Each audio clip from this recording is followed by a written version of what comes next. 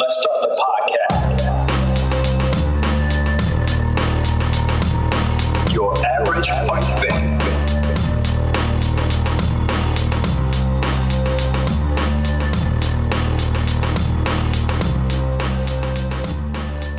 All right, guys, welcome back to episode 14 of the Your Average Fight Fan podcast. My name is Juan. I'll be your host. This week, we're going to talk about UFC 253, Israel Adesanya versus Paulo Costa, which is on Fight Island. So Fight Island is back, and it's back in a big way. But I want to go over a few things today, not just the UFC event, but also I want to talk about other things like Khamzat Chimaev, the UFC having a new lightweight addition to the division. Bellator has a new broadcasting partnership and some other good stuff that was announced. And we'll go over that a little bit later in the podcast. By the way, if you heard my previous episode, then you know that I predicted a fight for the first time, saying that Colby Covington would beat Tyron Woodley, and that if Woodley won, I would apologize to him publicly. Well, I'm happy to report that Colby did win the fight. So I guess that technically makes me 1-0 in fight predictions. But also, more importantly, there's no apology needed, and I will not be predicting any more fights going forward. So, if you haven't already, please hit that subscribe button so you know what's coming up in the future with new content and all that good stuff. And if I ever slip up and predict a fight again, we'll see what happens there. All right, this will be the first of 5 Saturdays in a row on Yas Island, Abu Dhabi, better known by now as Fight Island. As you may or may not know, this card is actually putting 2 championships on the line. The co-main event will be for the vacant light heavyweight title. That's 205 pounds, and the main event will be for the middleweight title, which is 185 pounds. If you're an MMA fan or even just a casual UFC fan, this should get you pretty excited. 2 title fights, back-to-back, middleweight and light heavyweight. Pretty awesome. I am. I'm very excited for that. So let's get right into it. Let's get right into the fight card and discuss why I think, and I've said this before a few times, why this card on paper looks to be a little flat. However, even though it looks like that way on paper, it does look to be pretty flat. Hopefully it doesn't mean that it will be. I think there's a few fights down here that could surprise some people and actually end up being pretty entertaining. That's what I'm hoping. So let's just start with, the co-main event. You're going to see the number 1 ranked Dominick Reyes with a record of 12-1, 7 knockouts and 2 submissions. He's going to be standing across the cage from the number 3 ranked Jan Blachowicz. He's got a record of 26-8. He's got 9 knockouts and 9 submissions. Like I'm sure you probably already know from other sources and even from hearing me discuss it in previous episodes, the light heavyweight title is now vacant due to Jon Jones leaving the division. He's looking for a bigger challenge. He's moving up to heavyweight. He's looking for bigger and better things. Let's see how that goes for him. By him leaving the light heavyweight division, since both of these fighters made championship weight, and assuming it does not end in a draw, this fight will crown a new light heavyweight champion for the second time in a decade. The last time it happened was when Jon Jones was stripped of the title for multiple offenses outside the sport, causing him to be arrested, among other things, as well as testing positive for banned substance a handful of times. All that stuff meant that his title was stripped, and that led to Daniel Cormier winning the vacant title after beating Anthony Rumble Johnson. Well, this time, there's not going to be much drama behind why the belt is vacant, but nonetheless, this will be a great fight. You got 2 top contenders going at it, one in his absolute physical prime. The other one is getting towards the beginning of the end of his career. The fighter in his physical prime is Dominick Reyes. He's only 30 years old. His opponent, Blachowicz, is now 37. And if he doesn't succeed on Saturday night, it may be his last opportunity to fight for a title. So we'll see what happens there. Only time will tell. But both of these guys have knockout power in both hands, and they can stop the fight with one shot, making this fight very intriguing. It's a very intriguing matchup because of these reasons. But Reyes was on a 12-fight win streak just before losing his first bout to the now former champ Jon Jones, while Jan Blachowicz is riding a 3-fight win streak coming into this fight.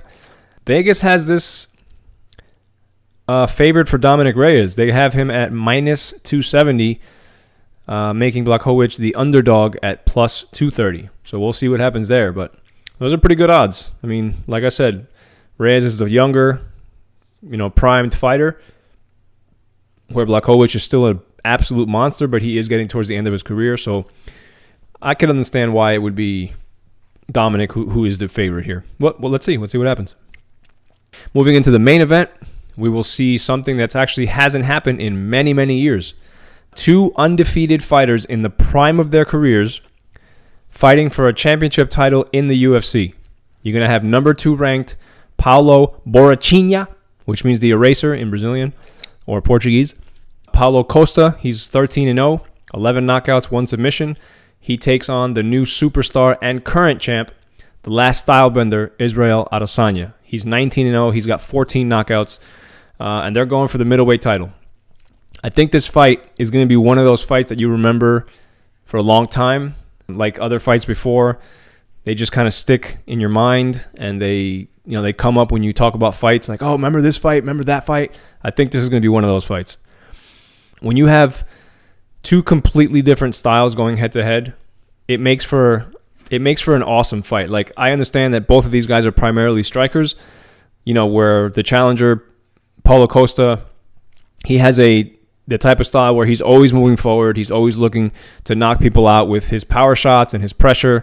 While the champion, he has a much different approach. The last stylebender likes to wait for that perfect moment. He likes to aim and counterattack his opponents. And as he said, the last stylebender said this. He said, everyone has power. I don't need power. I have precision. And I'm not saying he's correct on that, but he is very, very accurate with his striking. And he's got that speed and precision that a lot of fighters don't have. So, I mean, I'm very excited to see what happens. And I'm very excited to see how this story ends, because they've been going at it for a while. And for some reason, I mean, this could be the beginning of a trilogy. Both of these guys are young. They're like I said, they're in the prime of their fighting careers. They're undefeated. This could be one of those trilogies that we treasure for the next couple of years here. What's going to happen? Is the powerful superhero-looking dude the challenger? Is he going to be able to land those power shots and put the champion away? Or is the skinny, as they call him, the taller fighter, have that advantage with his speed and precision? I don't know, man. That's going to be a good fight. I'm excited. I'm pumped for that. I got to be honest, man. MMA is such a great sport.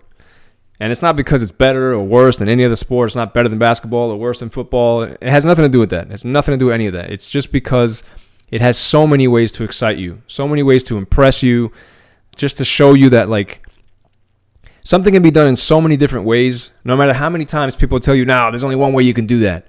There's so many ways that you can do things, and in this particular case, there's so many ways that this fight could end up. It could end up being a decision. It could end up being a knockout in the first round. It could end up being a crazy blowout madness fight that it goes, oh man, this is crazy. This is one of those crazy fights that you really, really, really don't know what the hell's going to happen. This could be like when Stylebender fought Bobby Knuckles, Robert Whittaker. It was something that everybody was expecting Robert Whittaker and Israel Adesanya to go 5 rounds. Well, it ended in 2 rounds quick. It was a nasty knockout. It could also be like when Paulo Costa fought Yoel Romero. I mean, that was a crazy fight. That fight went 5 rounds, and it was it 5 rounds or was it 3 rounds? Either way, it was a crazy fight. That was a back and forth brawl, just crazy madness going on there with each guy getting knocked down. That was an awesome fight, and this could be something like that. Both these guys could knock each other down. Who knows what the hell could happen in this fight? This is going to be a crazy fight. I'm so pumped for this fight. So that's what I mean by, MMA is such a great sport. It shows you that there's so many different ways that things can be done. It's not just either this guy's going to knock that guy out or that guy's going to submit him. That's not how it works. MMA, mixed martial arts, is just that. It's martial arts, and there's so many different types of martial arts. When you mix all those together, there's endless possibilities. Yes, sometimes there is the, the guy that hasn't lost in 10 years fighting another challenger that you most likely know is going to lose. Of course, that happens, and that happens in every sport. That happens in boxing, that happens in football, that happens in basketball, that happens in soccer, it happens in hockey, it happens every time, in every sport. But for the most part, there's so many different things that could happen, and there's so many different outcomes that could happen, and I'm really, really pumped for what this fight brings us. Now, with all that being said, Vegas does have the slash stylebender Israel Adesanya as a very slight favorite here at minus 175, which makes Borrachinha, Paulo Costa, the underdog at plus 150. It's not a huge difference, but it is enough to make the last stylebender the favorite coming into this fight. Now, why do you ask? It could be because he's got 19 victories. He's undefeated. He is the champion. He knocked out the former champion. There's many reasons why. And then you're asking, why is Borrachinha the underdog? Well, again, same reason. Why is he such a slight underdog? Because he's 13-0, because he's undefeated, because he knocks everybody out, because of his style.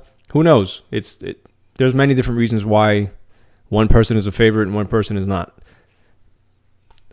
If I had to guess one of the reasons, it's because Borrachinha likes to come forward and throw crazy power, and apparently he gasses out. And Stylebender, or the last Stylebender, likes to, like I said, he likes to sit back, he likes to wait, he likes to counter-strike, he's very accurate, and he does not gas out. So, who knows? That might be one reason, it might not be. Who knows? But like I said, this fight is going to be fireworks. I'm so pumped for this fight. Now, I want to mention the fights that I think will surprise people and will end up being good fights, even though the fighters may not have household names. Starting with the prelims, I'm going to work my way back up to the main card. Now, again, I did tell you that this fight card could be a flat card based on the names, but these are the fights that I think could change that and could end up being good fights that people don't have on their radar. Okay, so kicking off the prelims, you're going to have William Knight fighting Aleksa Camur at light heavyweight. Both these guys bring good records to the bout. William has an 8-1 record, and he is fighting the undefeated Aleksa at 6-0. Both of these guys are actually products of Dana White's Tuesday Night Contender Series, which, if you don't know, it puts up-and-coming fighters from other organizations against each other to fight for a prize, which is a UFC contract. So every single week when the season starts, they do it in seasons now. So now every week is a new episode, and they have X amount of fights, usually 4, of, like I said, up-and-coming fighters from other organizations who fight each other for a UFC contract, which obviously, if you know MMA, UFC is the largest organization in the world for MMA. They might not pay the most, but they do have the most eyes, and they do have the most power for as far as PR goes and sponsors and all that good stuff. So usually to get a contract from the UFC on this show, you have to impress the UFC brass, which is usually in attendance. And you know what? Winning by decision, it's just not going to cut it. You could put a hell of a fight up, but if you win by decision, chances are you're probably not going to get a contract because, like I said, there's 4 fights, maybe the other 2 or 3, ended by knockout, and yours is by decision. So chances are you might not get that that contract. You're going to need a knockout or submission. In this particular case, both of these guys were awarded UFC contracts for winning by knockout. So that was pretty cool. And now, again, they're both in the UFC officially with their contracts. And Vegas odds has Camur as the favorite here at minus 170, making William Knight the underdog at plus 140. Again, not a major difference. Slight favorite at minus 170. But I like this fight because, like I said, both of these guys like to stand and bang. Their records are very good. So let's see what happens. I think this is going to be a good fight. All right, 2 fights after that, still in the prelims, you have Diego Sanchez. They call him the Nightmare.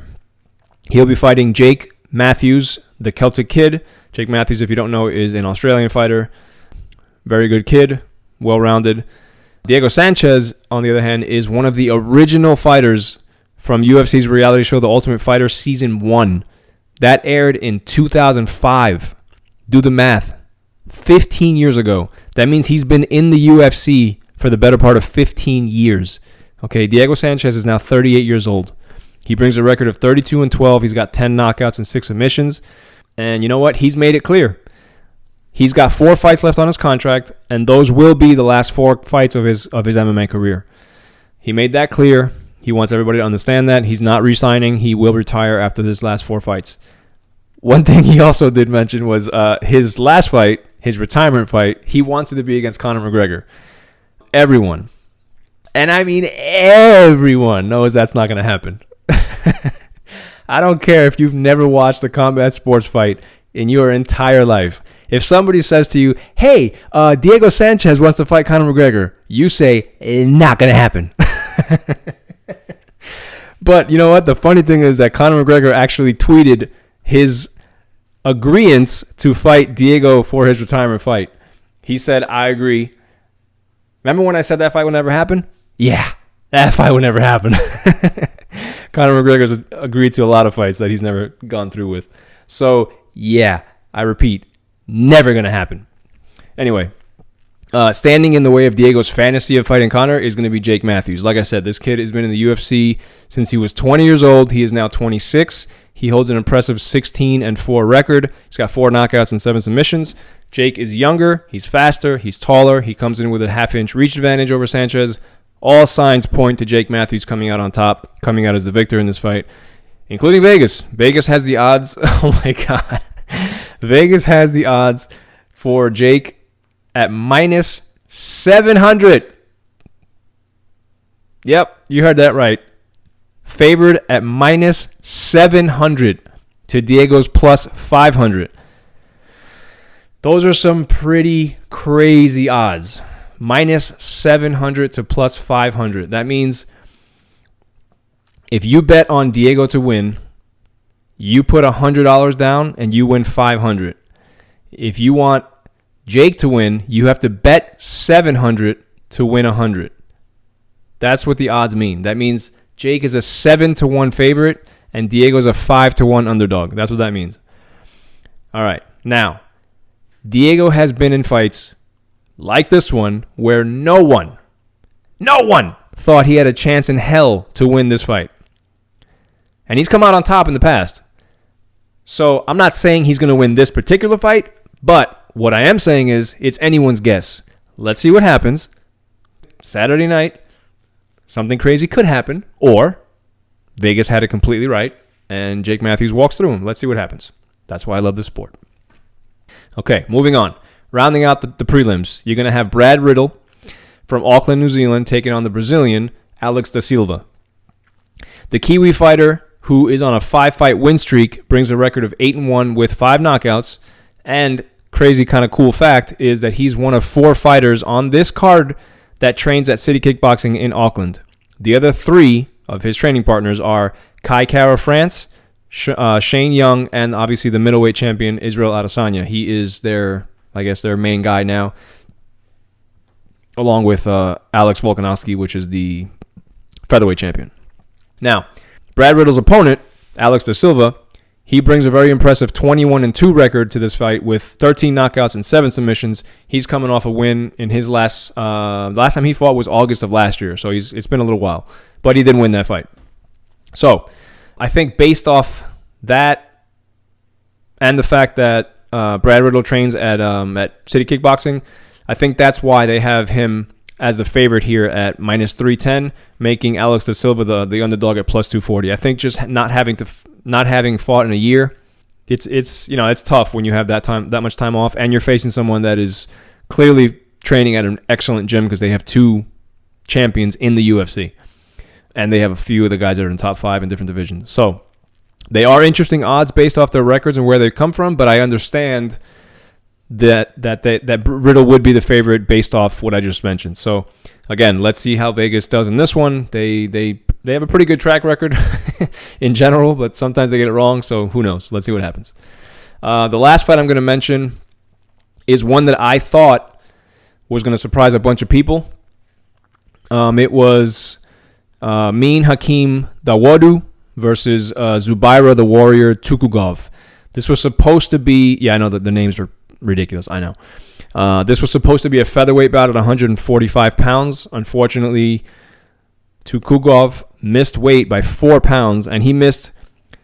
the limit by 4 pounds. So the limit is 146 pounds in the 145-pound division. He came in at 150 pounds.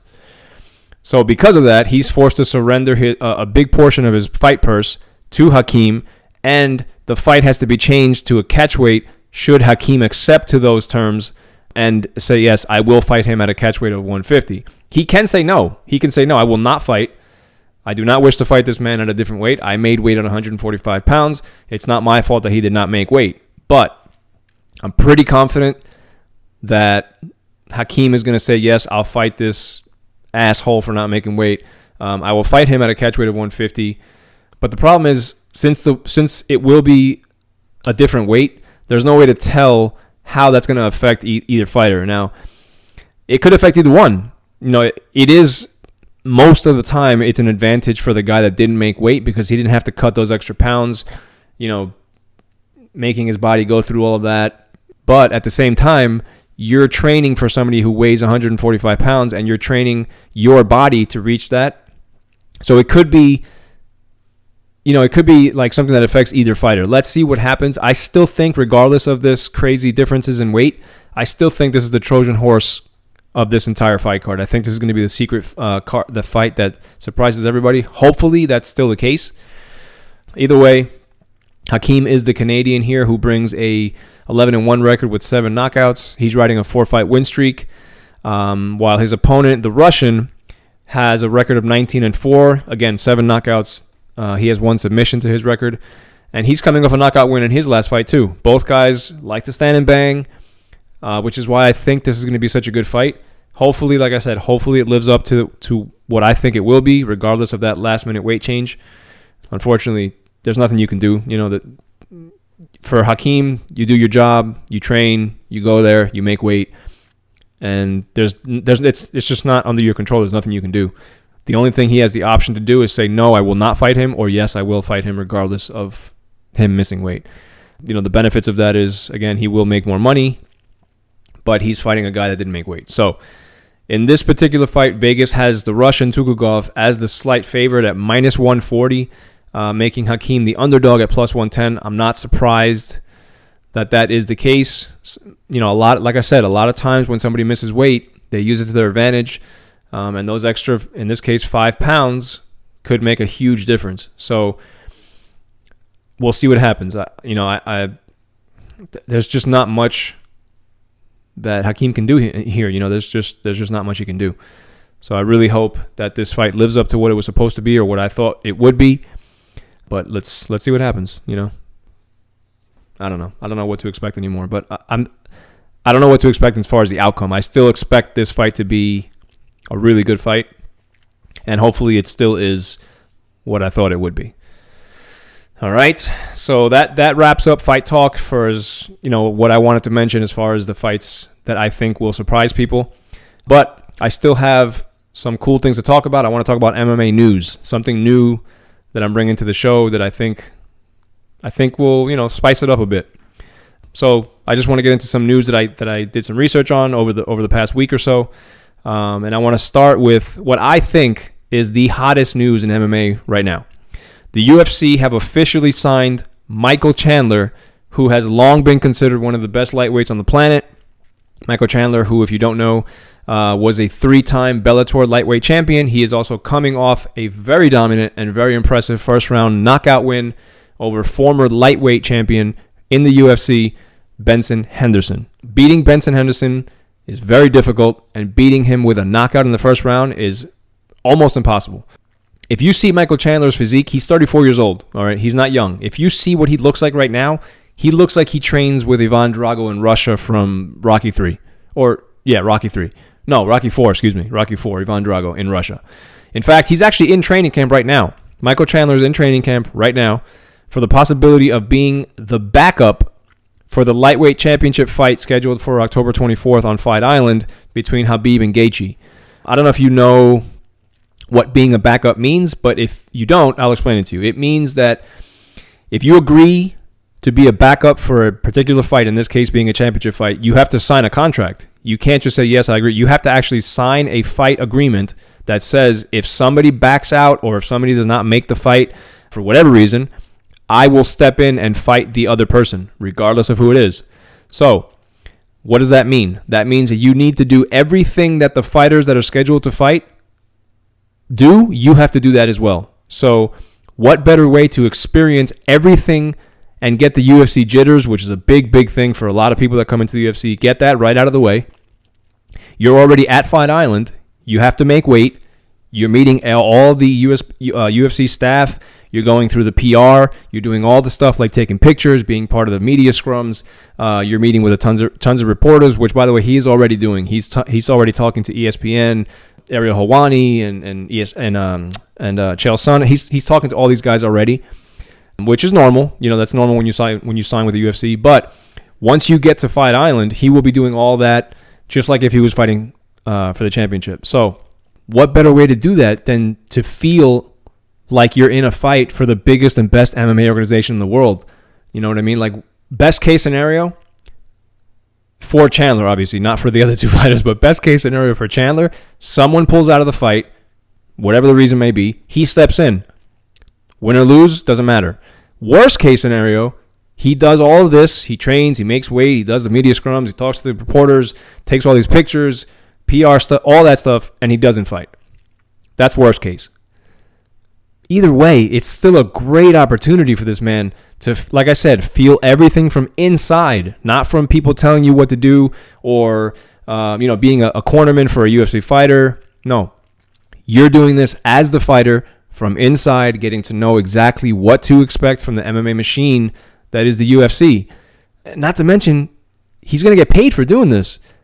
Granted, it's not a lot of money, but it's still getting paid. He will have enough to pay for the training camp. He'll have enough to pay for his coaches.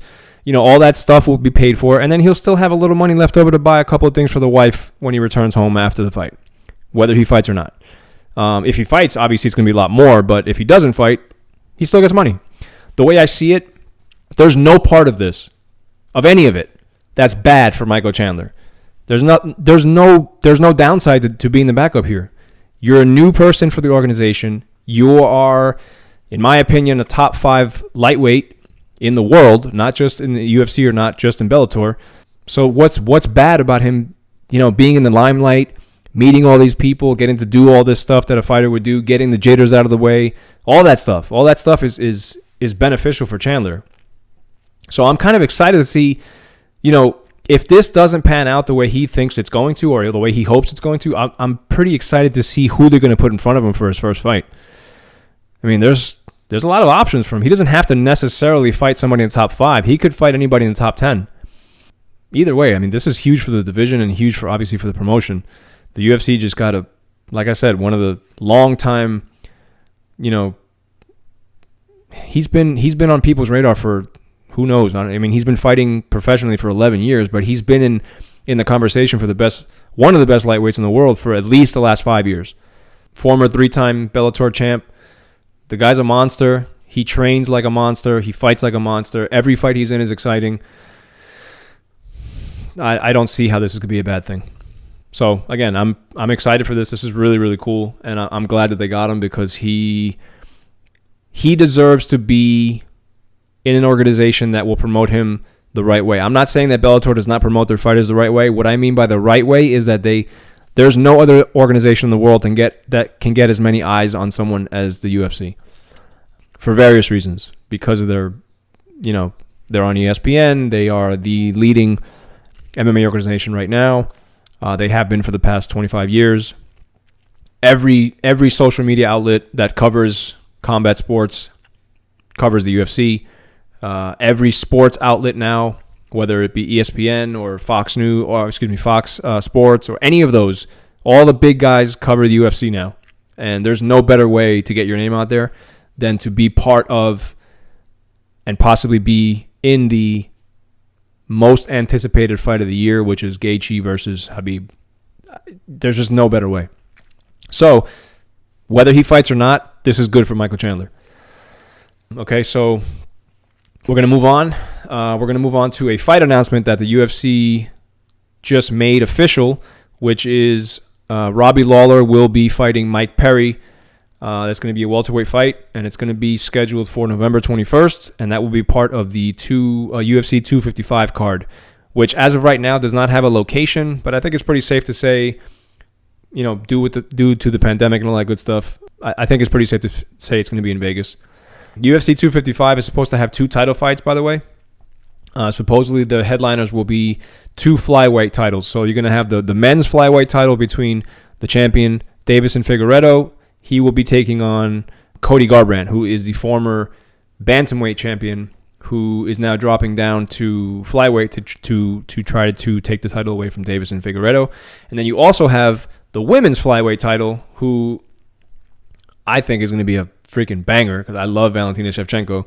She is an absolute destroyer. She's going to be fighting Jennifer Maia. So, I mean, if it's confirmed that these 2 title fights are on the card, and then you have Mike Perry and Robbie Lawler on that's going to be a pretty good fight. That's shaping up to be pretty good. Once it is confirmed, I'll update you guys. But that's pretty cool if that's what it's going to be. I'm excited about that. So again, that's November 21st, and it's going to be UFC 255. Okay, so I'm kind of pumped about that. That's pretty cool. All right, moving on. Next we have Khamzat Chimaev. In case you did not catch his 17-second knockout win last week over Gerald Meerschaert, go ahead and watch that video. Yeah, you'll thank me later. Go ahead and watch that video. Yeah. I don't know if you guys caught my previous episode, but I did talk about Khamzat Chimaev getting all this hype behind him. And I was saying how disrespectful it was for Gerald Meerschaert to get, kind of thrown in the wind here, saying that he was just going to walk through Meerschaert, and he has another fight booked with Damian Maia. Well, anybody who doubted this man got their mouth shut in 17 seconds. More than enough time to shut somebody's mouth. So like I said, go ahead and watch that video. 17-second knockout.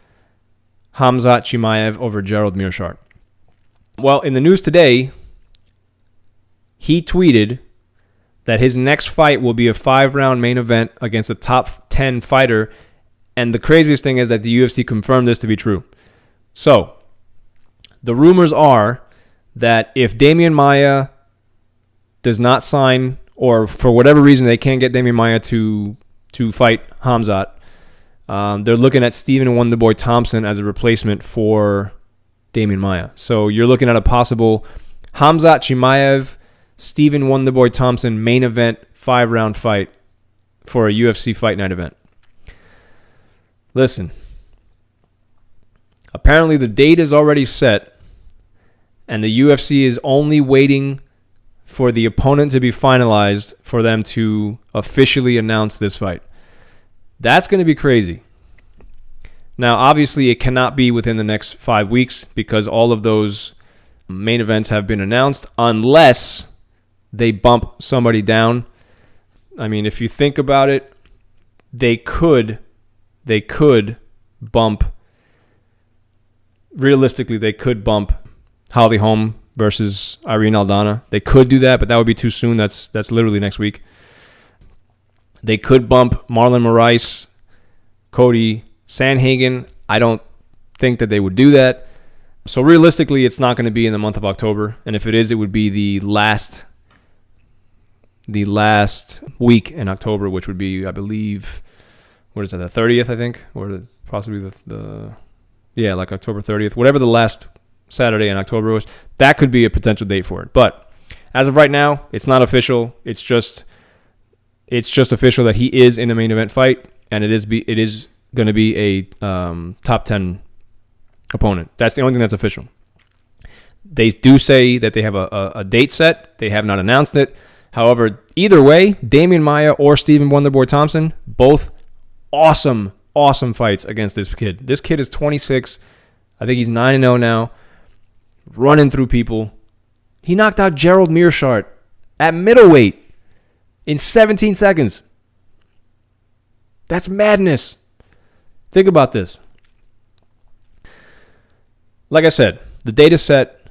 The fight will be announced as soon as they finalize the opponent. Just so you know, as usual, Khamzat said, listen, I don't care if it's welterweight or middleweight. I'm down for both. You just let me know. I'll make the weight. This kid is blowing up so fast. After 3 fights in the UFC, 3 finishes, by the way, he's going to headline a fight night card. That's crazy, dude. Crazy. Who knows what the future holds for this kid if he continues to win. Reminds me of a certain Irish fella. That's a terrible Irish accent. I apologize. But you know what I mean. Yeah. 3 fights, 3 finishes. He's going to headline a card with a top 10 opponent. Let's see what the magic of MMA holds for this future superstar. And I mean, he is going to be a superstar if he continues to win. His name is everywhere already. So, listen, Khamzat, good luck. I'm sorry I ever doubted you if I ever did. This man is going to have a hype train like you don't believe in the coming weeks. As soon as they announce this fight, crazy it's going to be. All right, moving on. Another interesting story I saw is that Johnny Walker is calling out Anthony Smith. Well, Anthony Smith saw the call out and he responded. You know, he was in an interview and he said, among other things, "I'll beat the shit out of you." Anthony is coming off, back-to-back losses, unfortunately, and Walker is actually coming off a first-round knockout win. So, apparently Walker has called out Anthony Smith 3 times now, and because their paths are getting closer in terms of rankings, the UFC is actually considering this fight. That's going to be a good fight if they do. That's going to be a great fight. 2 big guys that can end it with 1 shot. Both of these guys are super nice, but if need be, they can tear your head off. I would definitely be interested in that fight. That would be dope. So, I mean, I'm interested. Let's see what happens. Let's see what the UFC comes up with. I would definitely be down to watch that fight. Johnny Walker against Anthony Smith? Hell yeah. Of course, that would be at 205 pounds. That would be a light heavyweight fight. But yeah, hell yeah, I'd be down for that fight. That would be awesome. So let's see what happens. Hopefully the UFC can make that happen. I'm not sure what the rankings are for these 2 guys, but I know it's getting closer. I know, Anthony Smith's on his way up, which means his number is going higher, which is not good. And Johnny Walker's number is going down. His number is getting lower, which is what everybody wants, So, listen, they're getting closer, and that seems like that would be an awesome fight, man. That would be so good. All right, now for some big news that came out of Bellator today. It has been confirmed that Bellator MMA, who is owned by Viacom, will be ditching Paramount Network. Thank goodness. God, Paramount is the worst. Jesus, their app is terrible. Their channel sucks. It's not on any, I have Xfinity Comcast here in Florida, and it's not on that. It sucks. Paramount is terrible. Well, they're ditching Paramount for Viacom's new merger, CBS Sports Network. This is huge. This is huge for the promotion for many reasons. I think the top reason being that CBS is a major network and can reach 1,000,000 times more of an audience than Paramount ever could. Paramount is, they suck. They suck in every aspect. They're good at making movies. Stick to that. They suck at sports. But the first fight card that's been confirmed for Bellator on CBS will be Bellator 247. That's in Milan, Italy. It's going to be on October 1st, Thursday, October 1st. That's going to be headlined by Paul Daly versus Derek Anderson, followed by Bellator Paris on Saturday, October 10th. That's going to be headlined by Michael Venom Page, another one of their big stars. He'll be fighting Ross Houston, and they also will have a heavyweight bout there with Czech Congo taking on Tim Johnson. After that will be their Europe tour. After that, they will return to the U.S. for their card on Thursday, October 15th, which will be in Connecticut at the Mohegan Sun Arena. That's going to be Chris Cyborg defending her featherweight title for the first time at Bellator against the Australian Arlene Blencowe. I mean, listen, if you like Bellator or you don't like Bellator, you're going to know who Bellator is coming up. This is huge news for them. Think about this. An MMA organization that's trying to compete, they're trying their best to compete with the big dog on the block, which is obviously the UFC. Having a giant network like CBS, that can't hurt. It can only make things better. So, listen, everybody talks shit about Bellator, telling their name is horrible. I agree. I think that's the stupidest name. That they don't have great fighters, I disagree with that. They definitely have great fighters. They might not have as many great fighters, but they definitely have great fighters. There's so many stuff that you can talk bad about about the Bellator MMA, starting with the name, but they signed with CBS. That's a channel that everybody has access to. It's a major network. It's free. And I think their sports network channel is part of basic cable. And by basic cable, I mean like ESPN and all that stuff. This is huge. This is a huge step for them. Moving forward, they're going to get a lot bigger. Because listen, Viacom has endless amounts of money. Their income is just unattainable, uncountable. There's no way you could ever count how much money Viacom has. They own who knows how many channels. And they just merged with CBS, one of the biggest networks in the world. This is huge. This is huge news for Bellator. So congratulations to them. Let's see what the magic of Scott Coker can produce now that you're on a major network. So again, congratulations to them. This is huge. All right. Last thing. I want to touch on something really quick. I don't want to make a big deal about it, but I didn't want to mention it because it's not official and it hasn't been confirmed, but it seems to be picking up steam. So here goes. All right. Since the top 5 of the UFC's lightweight division, it's pretty locked up right now. Most of their fighters have fights booked, except for Dustin and Tony, which were supposed to fight each other, and then that fight fell through. It could still be put on one of these fight cards coming up. And not to mention that a title shot is not in the foreseeable future for this man. It seems that Conor McGregor is trying to convince Manny Pacquiao to fight him in a boxing match either in December or early January. Now, understand, this to me seems a little far-fetched, but apparently Dana's on board. Dana likes the idea, and he's trying to make this happen, again, in December or January, and he's trying to book it for LA. He wants this to happen in LA for various reasons, licensing and all that stuff. LA will allow fights to happen that other athletic commissions will not allow. So California has certain leniencies that others don't. That makes sense that they want to do it in LA. But think about that.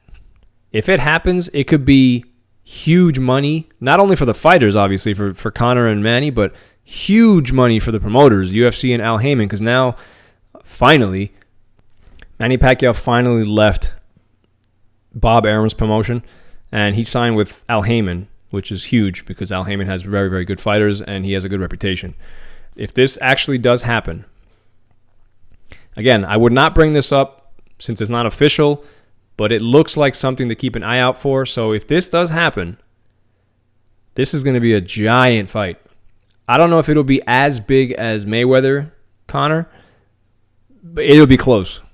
Manny Pacquiao, he's one of the most famous and loved people in the world. Everybody knows who Manny Pacquiao is. He's so big in his home country of the Philippines that when he fights, the entire country gets shut down. Everybody stops what they're doing. Even politics stop so that they can watch him fight. He's a very, very famous man. A lot of people love him, and this would be a giant fight. Like I said, I don't think.